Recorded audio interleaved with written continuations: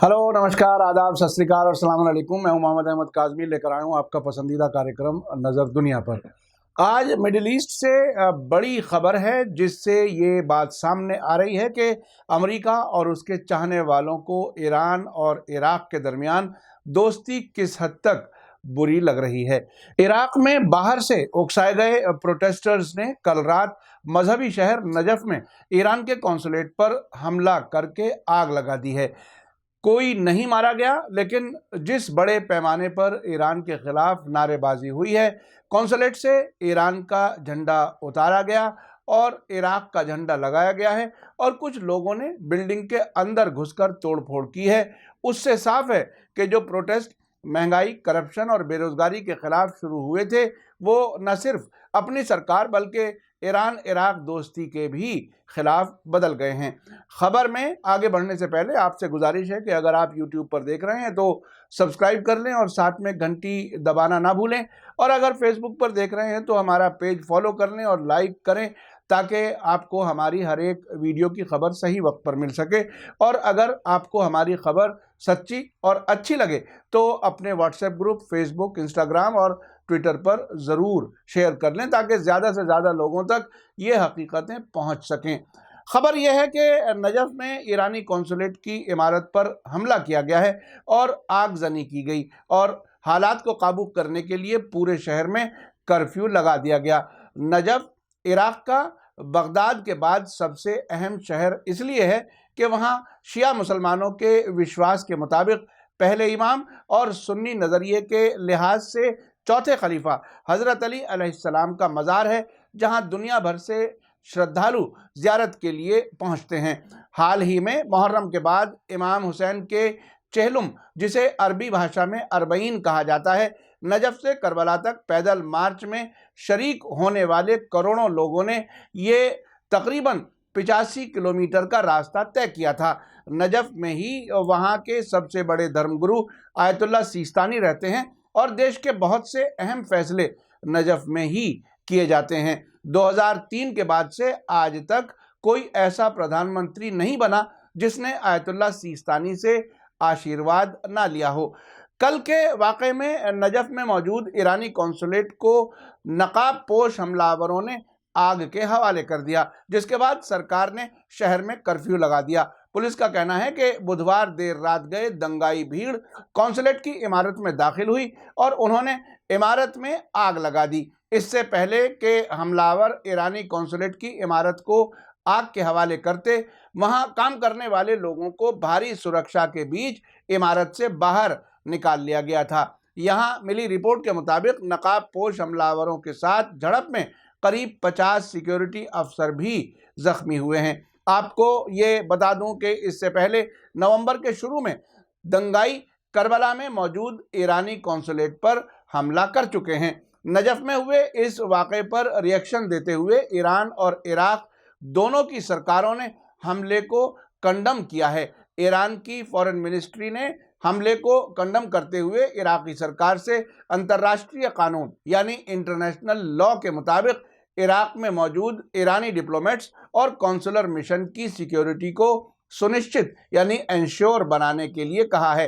अक्टूबर की शुरुआत से इराक में हिंसक प्रोटेस्ट यानी वायलेंट प्रोटेस्ट का सिलसिला शुरू हुआ था, जो थमने का नाम नहीं ले रहा।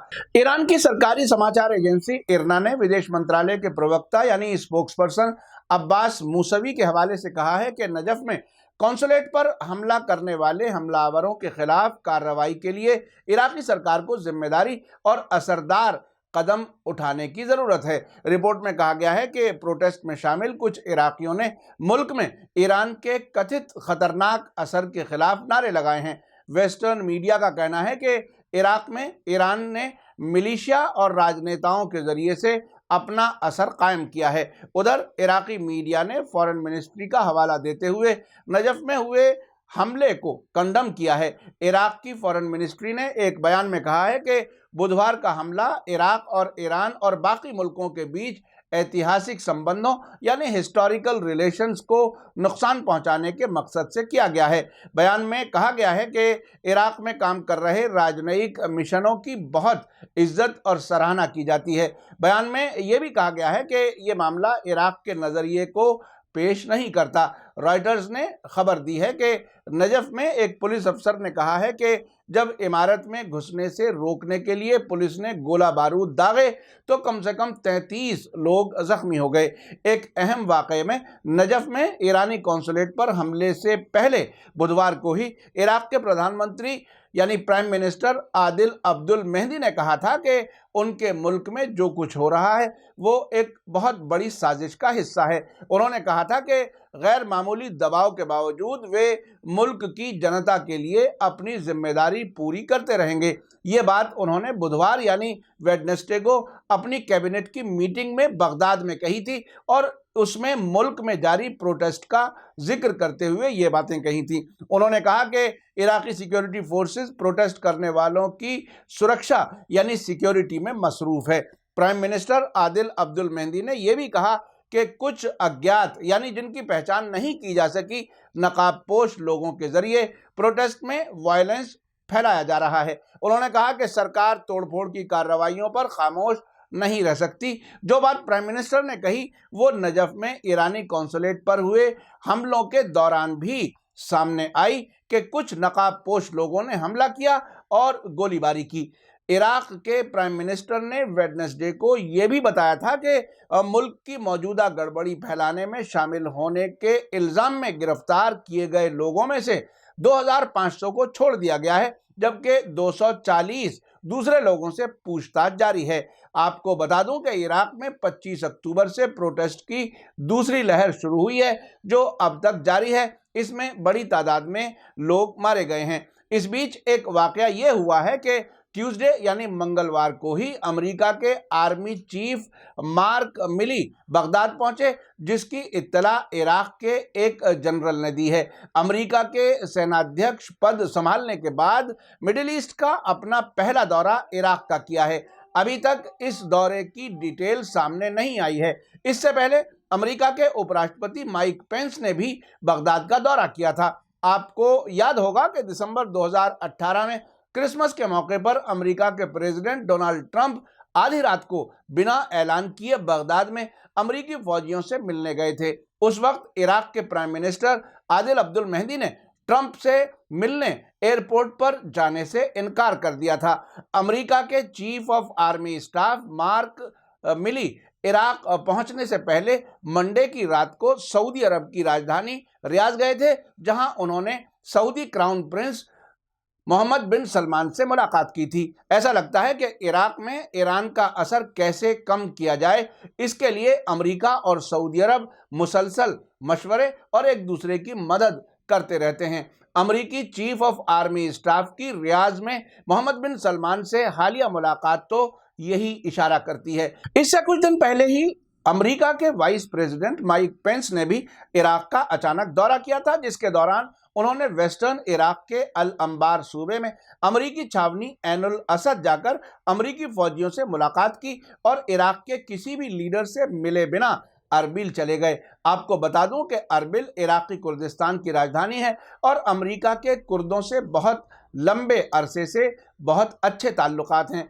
पिछले दिनों सीरिया से अमेरिकी फौजियों को हटाकर इराक के कुर्दिस्तान में ही पहुंचाया गया है।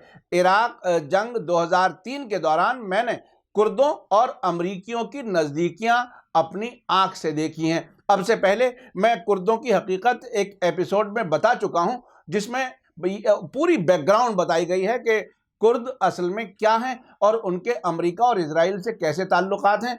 ये सारी बातें मैंने आपको उस एपिसोड में बताई हैं। पिछले दिनों जब इराक में प्रोटेस्ट शुरू हुए थे तब कुछ इराकी अफसरों ने यह इल्ज़ाम लगाया था कि बगदाद में अमेरिकी एम्बेसी से प्रोटेस्ट करने वालों के लीडर्स लगातार कांटेक्ट में हैं। आपको ये भी बता दूं कि जब सीरिया से अमेरिका ने अपनी फौज इराक भेजी तो इराक के डिफेंस मिनिस्ट्री ने साफ कहा था कि अमेरिकी फौज को इराक में रहने की इजाज़त नहीं है, जिस पर अमेरिका ने अपना बयान बदलकर कहा था ये फौजें अमेरिका वापस बुलाई जा रही हैं। अब इस सिलसिले में कोई खबर नहीं आ रही। अमेरिका के चीफ ऑफ आर्मी स्टाफ का इराक दौरा ऐसे वक्त में हुआ है जब इराक के कई शहरों में प्रोटेस्ट जारी हैं और अमेरिका ने इराक के अंदरूनी मामलों में दखल अंदाजी करते हुए इराक में नए इलेक्शन की मांग की है।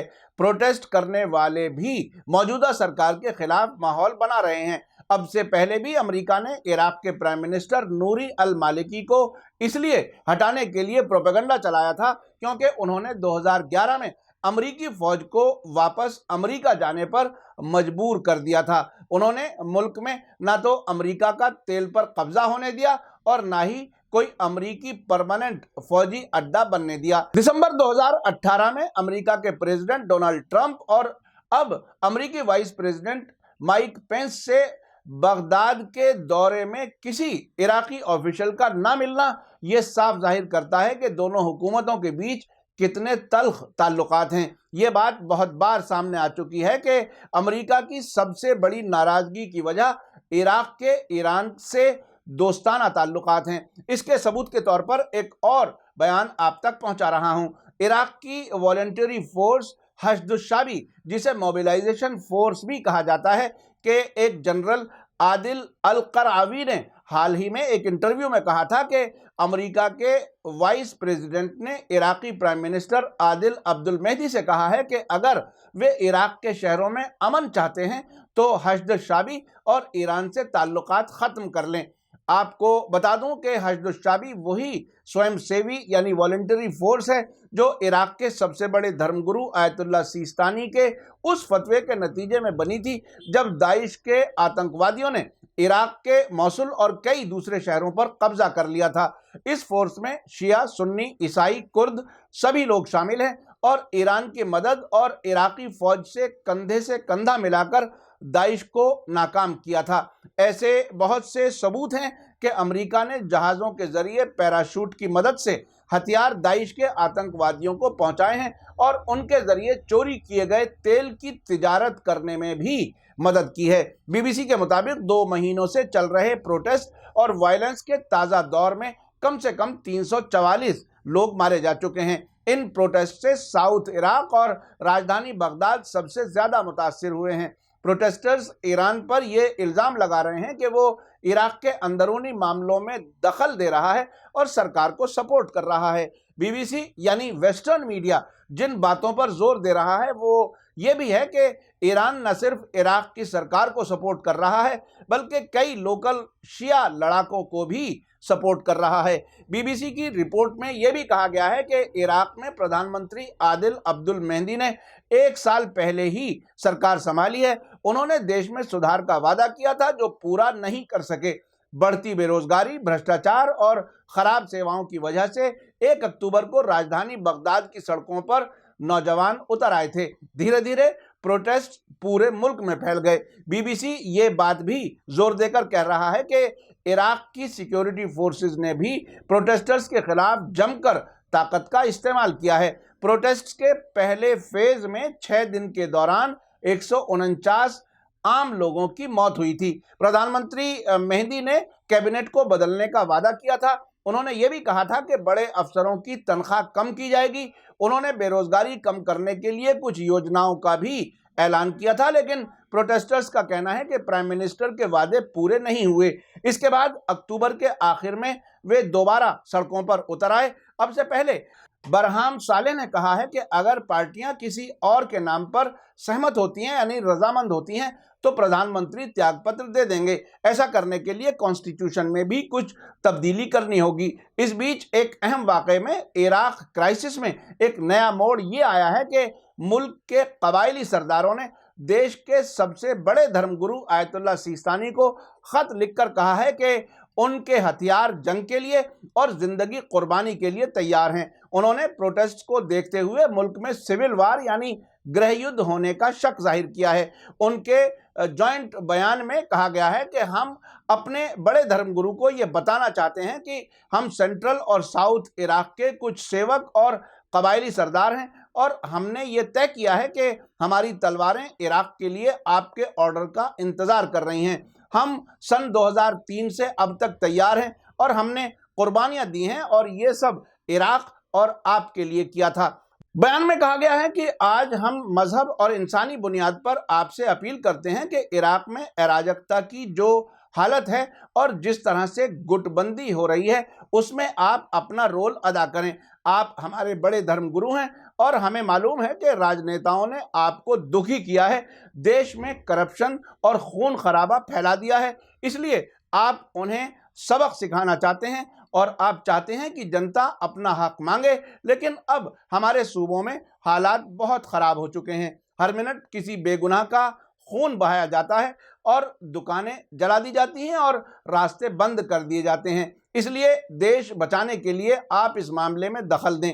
उन्होंने अपील की है कि ये खून खराबा रोक दें, नहीं तो अगर गृह युद्ध शुरू हो गया तो उससे कोई भी नहीं बच पाएगा। देखा आपने इराक में ये प्रोटेस्ट जो बेरोजगारी और करप्शन के खिलाफ शुरू हुआ था, उसका बाद में रंग हुकूमत के खिलाफ और ईरान के खिलाफ रुख बदल गया। ऐसे ही प्रोटेस्ट ईरान में भी हुए हैं, वहां अमेरिका, ब्रिटेन, फ्रांस और जर्मनी का हाथ बताया गया है। बगदाद में भी अमेरिकी एम्बेसी के बारे में जो रिपोर्ट आ रही हैं और जिस तरह से अमेरिका के वाइस प्रेसिडेंट ने इराक के प्राइम मिनिस्टर आदिल अब्दुल मेहदी से कहा है कि अगर अपने शहरों में अमन चाहते हो तो हश्द-उश-शाबी और ईरान से नाता तोड़ लो, ये सब सामने आने पर यह साफ हो चुका है कि आखिर इराक में अमेरिका क्या चाहता है। अब से पहले मैं आपको बता चुका हूं कि हाल के दिनों में इराक और सीरिया के बीच ज़मीनी रास्ता खोले जाने से भी अमेरिका, इजराइल और सऊदी अरब जैसे मुल्क बेचैन हैं। उसके बाद ही ये प्रोटेस्ट शुरू हुए हैं। अब से पहले सीरिया में बशार अल असद की सरकार गिराने की कोशिश में दाइश आतंकवादियों को भेजकर मुल्क को काफ़ी हद तक तबाह किया जा चुका है। असद का गुनाह यह है कि उनके ईरान से अच्छे ताल्लुकात हैं और इजराइल के खिलाफ हमास और हिजबुल्लाह की मदद करते हैं, जिससे उनकी नज़र में इजराइल के लिए ख़तरा बढ़ता है। मुझे लगता है कि मीडिया स्टार वर्ल्ड के देखने वालों के सामने अब मिडिल ईस्ट के हालात काफ़ी हद तक साफ होते जा रहे हैं और ये समझना आसान हो गया है कि कौन सा मुल्क और कौन सी हुकूमत किसके साथ खड़ी है। मेरा कार्यक्रम कैसा लगा कमेंट्स में ज़रूर लिखें। इसी के साथ मुझे दीजिए इजाज़त। धन्यवाद, थैंक यू, शुक्रिया। जय भारत, जय हिंद।